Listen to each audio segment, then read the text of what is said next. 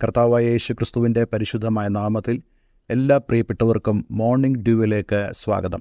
ഇന്നത്തെ നമ്മുടെ വേദവചന ചിന്തയ്ക്കായിട്ട് 1 ശമൂവേലിൻ്റെ പുസ്തകം 3-ാം അധ്യായം 1-ാം വാക്യം വായിക്കുന്നു. ശമൂവേൽ ബാലൻ ഏലിയുടെ മുമ്പാകെ യഹോവയ്ക്ക് ശുശ്രൂഷ ചെയ്തു പോന്നു. ആ കാലത്ത് യഹോവയുടെ വചനം ദുർലഭമായിരുന്നു, ദർശനം ഏറെ ഇല്ലായിരുന്നു. ന്യായാധിപന്മാരുടെ കാലത്ത് ഉള്ളതായ ഒരു സംഭവത്തെയാണ് ഇന്ന് നമുക്കിവിടെ വായിക്കുവാൻ കഴിയുന്നത്. ന്യായാധിപന്മാരുടെ കാലത്ത്, രാജാക്കന്മാരുടെ കാലത്തൊന്ന പോലെ തന്നെ അന്നത്തെ പുരോഹിതന്മാരും ഇസ്രയേൽ രാജ്യത്തിൻ്റെ ഭരണ കാര്യങ്ങളിൽ സ്വാധീനമുണ്ടായിരുന്നു. അവരുടെ ശുശ്രൂഷ ഇസ്രയേലിൻ്റെ ഭരണവുമായിട്ട് വളരെ ബന്ധപ്പെട്ട ഒന്നായിരുന്നു. എന്നാൽ ഈ കാലം ഇവിടെ നമ്മൾ വായിക്കുന്നു, ആ കാലത്ത് യഹോവയുടെ വചനം ദുർലഭമായിരുന്നു. ആ കാലത്ത് ഇസ്രയേലിൻ്റെ പുരോഹിതൻ എന്ന് പറയുന്നത് ഏലി എന്ന് പേരുള്ളതായ ഒരാളായിരുന്നു. എന്നാൽ ദൈവത്തിൻ്റെ വചനം നമ്മൾ വായിക്കുമ്പോൾ, പ്രത്യേകിച്ച് ഈ ഭാഗങ്ങളിൽ, ഏലി കാഴ്ച മങ്ങിയവനും വളരെ വൃദ്ധനുമായിരുന്നു എന്ന് നമുക്ക് കാണാൻ കഴിയുന്നുണ്ട്. അതാത് കാലത്തെ ആത്മീയ സ്ഥിതി അതാത് പുരോഹിതന്മാരെയും ആശ്രയിച്ചാണ് ഇരിക്കുന്നത്. പ്രത്യേകിച്ച് ഏലിയുടെ കുടുംബത്തെക്കുറിച്ച് നമുക്ക് വായിക്കാൻ കഴിയുന്നുണ്ട്. തൻ്റെ മക്കൾ യഹോവയുടെ സന്നിധി വിട്ട് നടക്കുന്നവരായിരുന്നു എന്നുള്ളത്. അപ്പോൾ നോക്കിക്കേ, ആ പശ്ചാത്തലത്തിൽ ഇവിടെ നമ്മൾ വായിക്കുന്നു, യഹോവയുടെ വചനം ദുർലഭമായിരുന്നു, ദർശനം ഏറെയില്ലായിരുന്നു.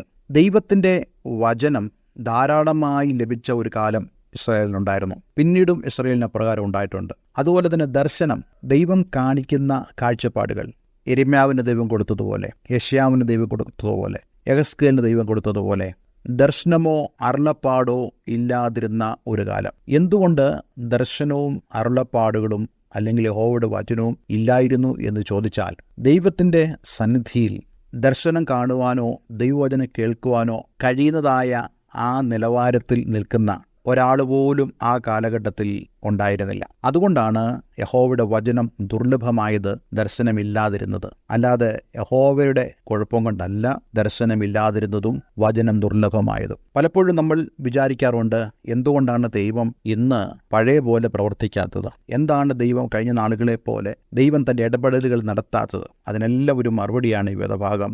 ദർശനം കാണുവാനോ വചനം പ്രാപിക്കുവാനോ കഴിയുന്നതായ ആളുകൾ ദുർലഭമായ ഒരു സമയത്ത് യഹോവയുടെ വചനം ദുർലഭമായും ദർശനം ഇല്ലാതെയും പോയിരിക്കുന്നു. നമുക്ക് വിശുദ്ധ വേദപുസ്തകത്തിൽ വായിക്കാൻ കഴിയുന്നുണ്ട്, പ്രവാചകന്മാർ പോലും അവരവർക്ക് തോന്നിയത് പ്രവചിച്ചതായ പ്രവാചകന്മാർ, അവരവർക്ക് തോന്നിയതുപോലെ പ്രസംഗിക്കുന്ന പ്രസംഗകന്മാർ.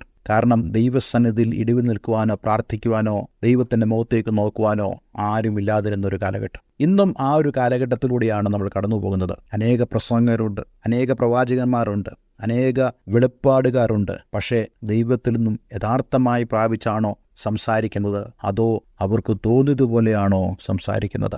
ഇന്ന് നമ്മൾ നമ്മെ തന്നെ ഒന്ന് പരിശോധിക്കണം. ഇന്ന് എത്ര പേര് അപ്രകാരം ഉണ്ട്? നാം മറ്റുള്ളവരിലേക്ക് തിരിയാതെ നമ്മിലേക്ക് തന്നെ നമുക്കൊന്ന് തിരിയാം. നമ്മളുടെ വ്യക്തിപരമായ ആവശ്യങ്ങൾക്കല്ലാതെ നമ്മൾ ഒരു സാമൂഹികമായ പ്രശ്നത്തെ അല്ലെങ്കിൽ ദൈവികമായൊരു വിഷയത്തെ, ദൈവം ഇടപെടേണ്ട ഒരു സാമൂഹികമായ പ്രശ്നത്തെ, പൊതുവായൊരു കാര്യത്തെക്കുറിച്ച് നമുക്ക് ഭാരപ്പെടുവാനോ പ്രാർത്ഥിക്കുവാനോ കഴിയുന്നുണ്ടോ? അബ്രഹാമിനെ പോലെ സോദോമിനു വേണ്ടി ഇടിവിൽ നിന്നതുപോലെ ദേശത്തിനു വേണ്ടി ഇടിവ് നിൽക്കുവാൻ, തലമുറകൾക്ക് വേണ്ടി പ്രാർത്ഥിക്കുവാൻ, സഭകൾക്ക് വേണ്ടി പ്രാർത്ഥിക്കുവാൻ എത്ര പേർക്ക് സാധിക്കുന്നുണ്ട്? എന്നാൽ ഇവിടെ ഈ ഒരു പ്രശ്നത്തിന് ദൈവം തന്നെ പരിഹാരം ഉണ്ടാക്കുന്നു എന്ന് നമുക്ക് ശമൂവേലിന്റെ പുസ്തകത്തിൽ നിന്ന് വായിക്കാൻ കഴിയുന്നുണ്ട്. എൽക്കാന എന്ന് പറയുന്നതായ ഒരു മനുഷ്യന്റെ 2 ഭാര്യമാരിൽ ഒരുത്തി ഹന്ന, അവൾക്കൊരു വേദന ദൈവം സമ്മാനിച്ചു. എന്താണ് വേദന? അവൾ പരിഹസിക്കപ്പെട്ടു, അവൾ നിന്ദിക്കപ്പെട്ടു, അവൾക്ക് മക്കളില്ലാതായി മാറി, അവളുടെ ഗർഭപാത്രത്തെ ദൈവം അടച്ചു എന്ന് നമുക്ക് വായിക്കാൻ കഴിയുന്നുണ്ട്. അതുകൊണ്ട് അവൾ പ്രാർത്ഥനാ മുറിയിലേക്ക് അവൾ നീങ്ങപ്പെട്ടവളായി മാറി. അവൾ ആലയത്തിലേക്ക് ചെന്ന് കണ്ണുനീരോടുകൂടെ പ്രാർത്ഥിച്ചു. വീഞ്ഞു കുടിച്ചവളെപ്പോലെ അവൾ പ്രാർത്ഥിക്കാൻ തുടങ്ങി. അന്നത്തെ പുരോഹിതൻ അവളെ പരിഹസിച്ചു. പക്ഷേ ആ പ്രാർത്ഥനയുടെ ഇടയിൽ അവൾ ദൈവത്തിൽ നിന്നും ആലോചന പ്രാപിച്ചു, ദർശനം പ്രാപിച്ചു. നമ്മുടെ ജീവിതത്തിൽ ചില സാഹചര്യങ്ങൾ നമ്മെ ദൈവസന്നിധിയിലേക്ക് കൊണ്ടുപോകുമ്പോൾ അത് വെറുതെയല്ല. ഒരുപക്ഷെ നമുക്ക് ചില വേദനകളുണ്ടാകാം, ചില പ്രയാസങ്ങളുണ്ടാകാം, ചില പ്രതിസന്ധി ഘട്ടങ്ങളിലൂടെ നമ്മൾ കടന്നു പോകുമായിരിക്കാം. പക്ഷേ അതിന് നടുവിൽ ദൈവം മറ്റൊന്ന് നമ്മെ അറിയിക്കുവാൻ ആഗ്രഹിക്കുന്നു. അതെ, ഹന്നയോട് ദൈവം സംസാരിച്ചു. എന്താണ് ദൈവം സംസാരിച്ചത്?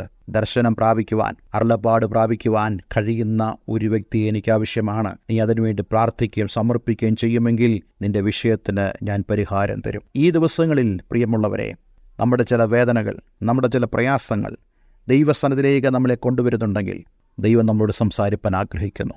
അതേ, ഹന്നയെ പോലെ നമ്മുടെ ജീവിതത്തിൽ കടന്നു വരുന്ന സാഹചര്യങ്ങളുടെ നടുവിൽ ദൈവസന്നിധിയിൽ നാം മുട്ടിപ്പായി പ്രാർത്ഥിക്കുന്നെങ്കിൽ ദൈവത്തിൻ്റെ മഹത്വം നമ്മൾ കാണാൻ പോകുകയാണ്. എന്താണ് സംഭവിച്ചത്? ഹന്നയ്ക്ക് മറുപടിയായി ദൈവം ഒരു മകനെ കൊടുത്തു. അവളുടെ ഗർഭപാത്രത്തെ ദൈവം തുറന്നു. ശമൂവേൽ, ആ പേരിൻ്റെ അർത്ഥം പ്രാർത്ഥനയുടെ മറുപടി എന്നുള്ളതാണ്. എനിക്ക് മക്കളെ തരണമെന്നുള്ള പ്രാർത്ഥന മാത്രമല്ല, അനേക നാളുകളായി ദൈവം ആഗ്രഹിക്കുന്ന ഒരു പ്രാർത്ഥനയും അതിൻ്റെ മറുപടിയും. ദാൻ മുതൽ ബേർശബ വരെ ദൈവത്തിൻ്റെ വിശ്വസ്ത പ്രവാചകൻ എന്നറിയപ്പെട്ട ശമൂവേലിനെ ദൈവം കൊടുത്തു. അതേ, ദൈവം ചില പ്രാർത്ഥന ആവശ്യപ്പെടുന്നു.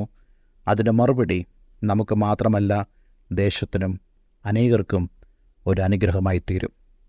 ദൈവം ഈ വചനങ്ങളാൽ നമ്മെ അനുഗ്രഹിക്കട്ടെ. ഒരു വാക്ക് പ്രാർത്ഥിക്കുന്നു. കർത്താവേ, ഞങ്ങളുടെ ജീവിതത്തിൻ്റെ പ്രതിസന്ധികളുടെ നടുവിൽ നീ ഞങ്ങളെ അങ്ങയുടെ സന്നിധിയിലേക്ക് കൊണ്ടുവരുന്നതിനായി സ്തോത്രം. പ്രാർത്ഥനയുടെ മറുപടികൾ ഞങ്ങൾക്ക് മാത്രമല്ല, ഞങ്ങളുടെ ദേശത്തിനും ഞങ്ങളുടെ സമൂഹത്തിനും ഒരു അനുഗ്രഹമായി തീരുന്നതിനായി ഞങ്ങൾ നന്ദി പറയുന്നു. ഈ വചനത്തെ യേശുവിൻ്റെ നാമത്തിൽ അനുഗ്രഹിക്കുന്നു. എല്ലാവരും നീ അനുഗ്രഹിക്കുകയും സഹായിക്കുകയും ചെയ്യണം.